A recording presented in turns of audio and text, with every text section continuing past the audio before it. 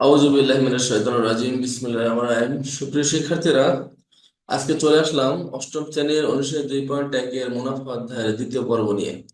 তো গতদিনে আমরা বেসিক কিছু আলোচনা করেছিলাম এবং 1 নম্বর অঙ্কটা নিয়ে কথা বলেছিলাম অনুশীলনীর। এবার আমরা 2 নম্বর অঙ্কটা একটু কথা বলি। 2 নম্বর প্রশ্নটা একটু সবাই পড়ে ফেলি। একজন দোকানদার কিছু ডাল 2375 টাকায় বিক্রয় করায় তার 5% ক্ষতি হলো। ওই ডাল কত টাকায় বিক্রয় করলে তার 6% লাভ হতো? কথাটা ভালো করে বুঝতে হবে। একজন দোকানদার কিছু ডাল 2375 টাকায় বিক্রয় করায় 5% ক্ষতি হলো। 5% ক্ষতি বলতে কি বোঝাচ্ছে? এই 5% বলতে, ক্ষতি বলতে বোঝাচ্ছে 100 টাকায় 5 টাকা ক্ষতি হয়েছে। যেহেতু তার কাছে ডাল আছে 2375 টাকার, তাহলে ক্ষতি কিন্তু হয়েছে 100 টাকায় 5 টাকা। ওকে, তারপর বলছে ওই ডাল কত টাকায় বিক্রয় করলে তার 6% লাভ হতো। এখন 5% 2375 টাকায় বিক্রি করলে তো তার 5% ক্ষতি হয়ে যাবে। এখন তোমার কাছে প্রশ্ন চেয়েছে 2375 টাকায় তাহলে বিক্রি করলে যেহেতু ক্ষতি হয়, তাহলে যদি আমি 6% লাভ করতে চাই তাহলে অবশ্যই ডালটা একটু বেশি মূল্যে বিক্রি করতে হবে, 2375 টাকার বেশি মূল্যে। সেইটা কত টাকায় বিক্রি করতে হবে তাহলে 6% লাভ হবে, সেই জিনিসটা তোমার কাছে চেয়েছে। অর্থাৎ তোমার কাছে কি চাইলো বলো তো? তোমার কাছে চাইলো কত টাকায় বিক্রয় করলে 6% লাভ হতো। তার মানে তোমার কাছে বিক্রয় মূল্য চাইছে, এটা একটা বিক্রয় মূল্য দেওয়া আছে। এই টাকায় বিক্রি করলে তো তার ক্ষতি হয়। তাহলে এমন বিক্রয় মূল্য বের করো যেটাই বিক্রয় করলে 6% উল্টা লাভ হবে। তাহলে আমি অঙ্কটা একটু শুরু করি। 5% ক্ষতি হয়েছে, আমার উল্টা কি করতে হবে এখন? 6% লাভ হতো, এইরকম কাজ করতে হবে। তো এখন এটা যেহেতু একটা পার্সেন্ট দিয়ে দেওয়া আছে, এটা শতকরার অঙ্ক।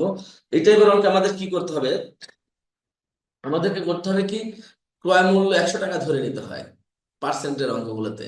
তাহলে আমি এখন 2 নম্বর অঙ্কটা একটু করবো। হ্যাঁ, 2 নম্বর অঙ্কটা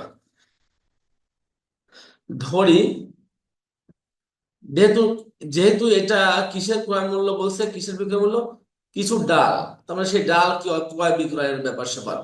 তাহলে আমি লিখবো ধরি ডালের ক্রয় মূল্য 100 টাকা।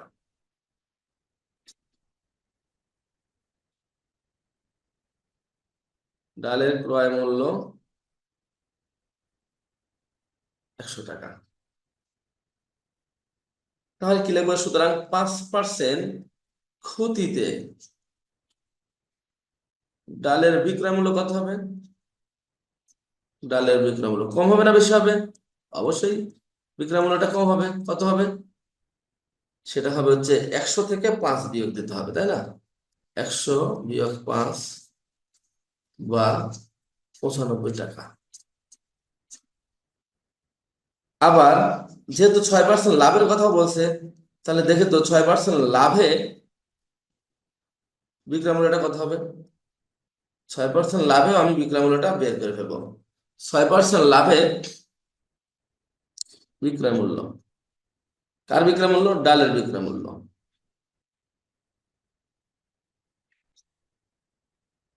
ডালের বিক্রয় মূল্য কত হবে? বেশি হবে। কত? 100 + 6 বা 106 টাকা। এখন বলো তো, 95 টাকা যদি ডালটা বিক্রি করি তাহলে আমার 5% ক্ষতি হয়, আর 106 টাকা যদি বিক্রি করি তাহলে 6% লাভ হয়। তাহলে এবার আমাকে বলো তো, 6% যদি লাভ করতে চাই তাহলে কি এই 95 টাকার ডাল 106 টাকায় বিক্রি করতে হবে না? অর্থাৎ আমি যদি 95 টাকা বিক্রি করতাম তাহলে আমার 5% ক্ষতি হতো। কিন্তু আমি যদি 6% লাভ করতে চাই তাহলে 106 টাকা বিক্রি করতে হয়। তাহলে কি আমি বলতে পারি না 6% লাভ করতে হলে 95 টাকায় নয়, 106 টাকায় বিক্রি করতে হবে? তাহলে কি আমি লিখতে পারি না যে 195 6% লাভ করতে হলে 95 টাকার যেটা বিক্রি করেছিলাম সেটা 95 টাকার জায়গায় হবে 106 টাকা? তাহলে কি আমি এইভাবে লিখতে পারি না? দেখো তো প্রশ্নটা দেখে যে 95 টাকার ডাল বিক্রি করতে হবে 106 টাকায়, 1 টাকার ডাল কত টাকায়, আর এই যে 2375 টাকার ডাল কত টাকায়। তো কত টাকায় বিক্রি করতে হবে সেটাই তো চেয়েছে। তাহলে আমার বিশ্বাস তোমরা সবাই বুঝতে পেরেছো। তাহলে আমরা এখন লিখবো, এখন 95 টাকার ডাল বিক্রয় করতে হবে 106 টাকা। আমরা এখন 95 টাকা ডাল বিক্রয় করতে হবে 100 টাকা। আসলে এখানে একটা কথা লিখে নিতে হয়, সেটা রেখে দেখা বলছে 6% লাভ হবে। যদি 6% লাভ হতো তাহলে আমি এই কথাটা লিখে যাই। সুতরাং এই কথাটা লিখে নেই, 6% লাভ করতে হলে, লিখে এরকম দিয়ে তারপর লিখি, এখানে আর এখন দরকার নেই। 6%, সুতরাং 6% লাভ করতে হলে 95 টাকার ডাল বিক্রয় করতে হবে 106 টাকায়। সুতরাং 1 টাকার ডাল বিক্রয় করতে হবে 106/95 টাকায়। সুতরাং কত টাকার ডাল ছিল, বিক্রি করছে কয় টাকায়? এই যে 2375 টাকায়। সুতরাং 2375 টাকার ডাল বিক্রি হতে হবে কত টাকায় সেটা চেয়েছে। 2375 টাকার ডাল বিক্রয় করতে হবে 106 × 2375 ÷ 95 টাকায়। তাহলে এটা এখন আমরা কাটাকাটি করে ফেলবো। কত দিয়ে যায় কাটাকাটি? 5 দিয়ে কাটলে 5 19 95, 5 দিয়ে কাটলে পরে এটা 5 দিয়ে কাটলে কত হয় দেখো তো? 4 5 20, 3 3 37, 5 7 35, 2 5 5 25, এটা হয়। এটা কি 19 দিয়ে আবার যায়? 19 দিয়ে এটা যায়, 19 দিয়ে কাটাকাটি করবো আমরা। 19 দিয়ে কাটলে 19 দুগুণে 38, মাঝে হচ্ছে আর হ্যাঁ 19 দিয়ে যায়। 19 দিয়ে দিলে 19 দুগুণে 38, বাস হচ্ছে 47 থেকে 38 8 বাদ দিলে পরে 7 থাকে, 9 থাকে। 9 আর 5 95, 19 5 আর 25 হয়ে যায়। তাহলে এই 25 আর এই 106 গুণ করতে হবে। তাহলে 6 25 150, শূন্য হাতে 5, 5 আমরা ক্যালকুলেটরের সাথে গুণ করলেও হয়ে যাবে, কোনো সমস্যা নাই। 6 25 150, শূন্য হাতে 15, তার 25 শূন্য শূন্য আর 15 যোগ করলে 5 হাতে 1, 25 টাকা 25 টাকা 26, 2650 টাকা।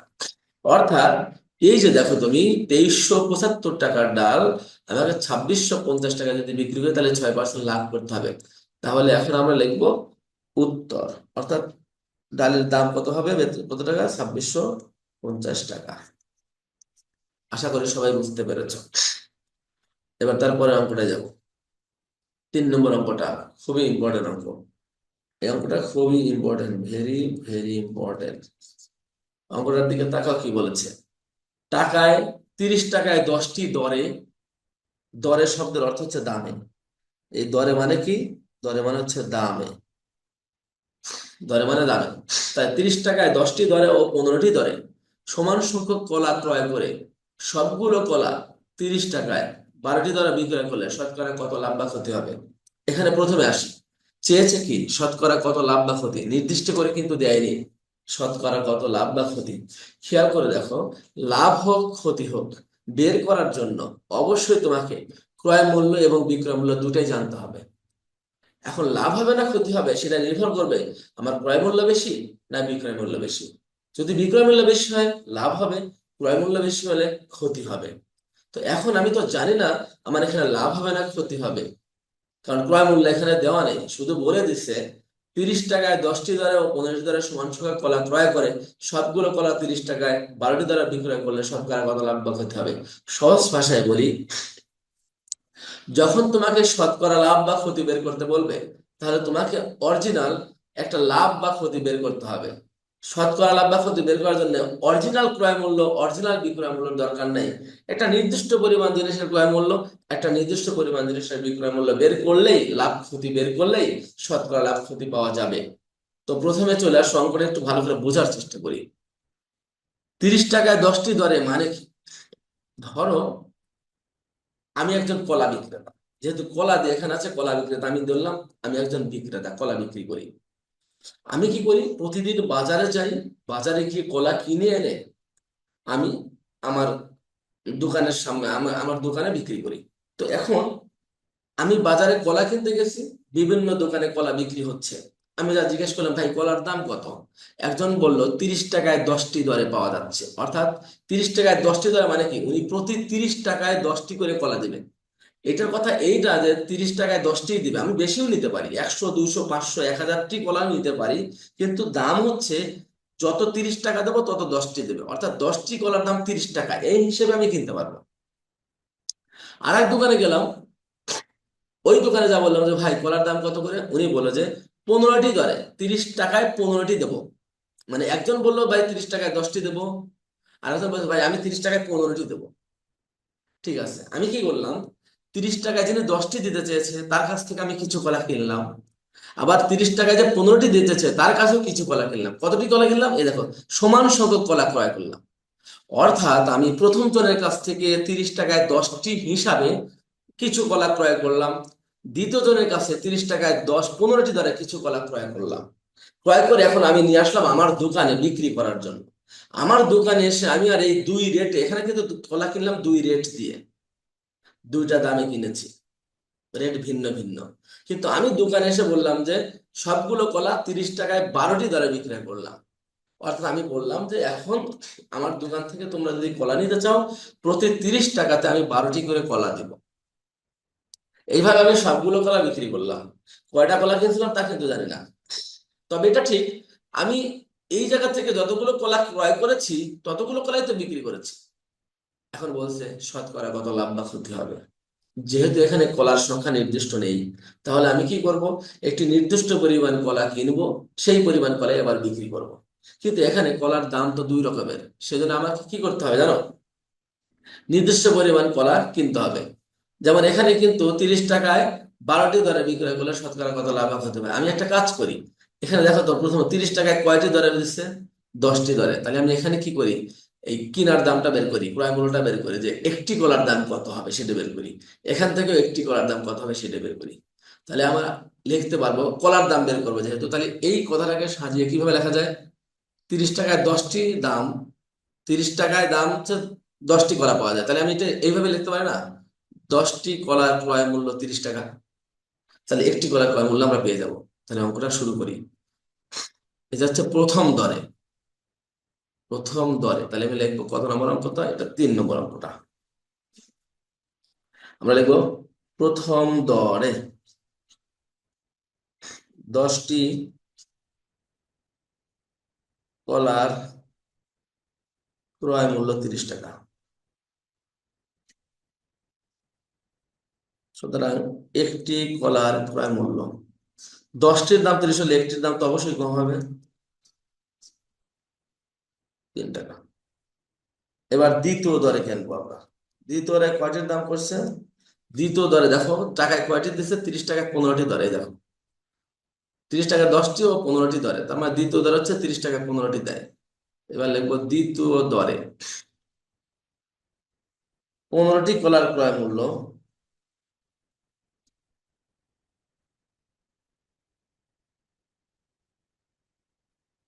কত টাকা, 30 টাকায়। সুতরাং একটি কলার ক্রয় মূল্য 30/15, 15 কাটলে 2 টাকা।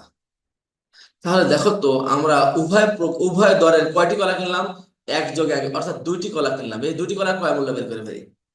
সুতরাং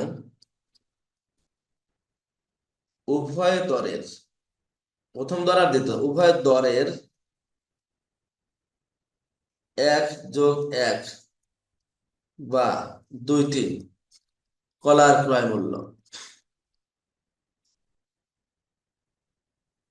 কত হবে, একটা 3 একটা 2, এত টাকা, সমান 5 টাকা।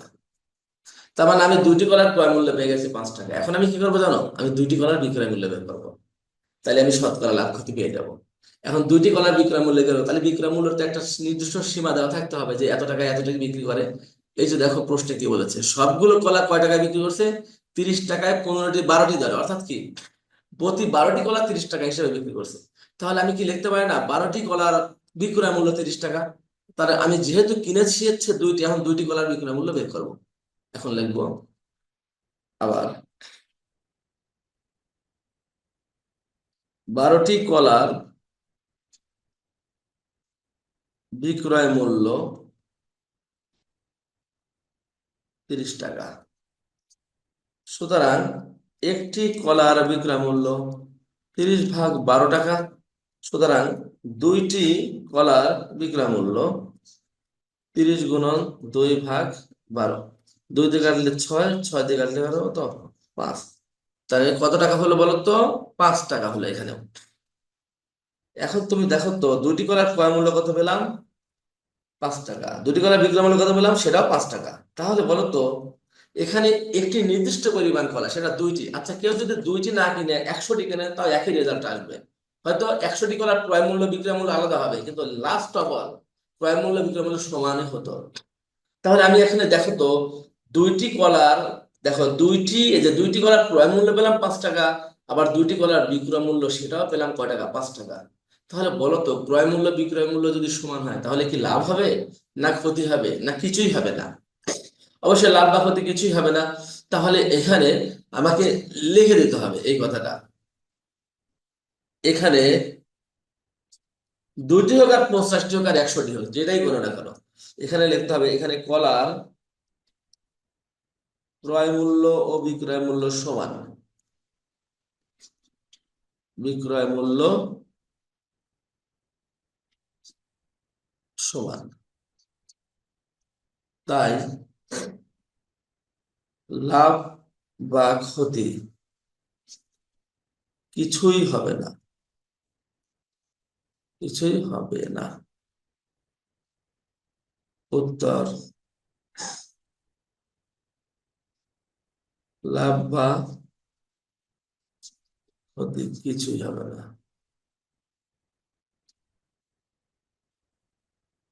লাভ হবে না, ক্ষতি হবে না। এটা হচ্ছে এই অঙ্কটার অ্যান্সার। আশা করি সকলে বুঝতে পেরেছ। এবার চলে যাব আমরা তারপরের অঙ্কটায়।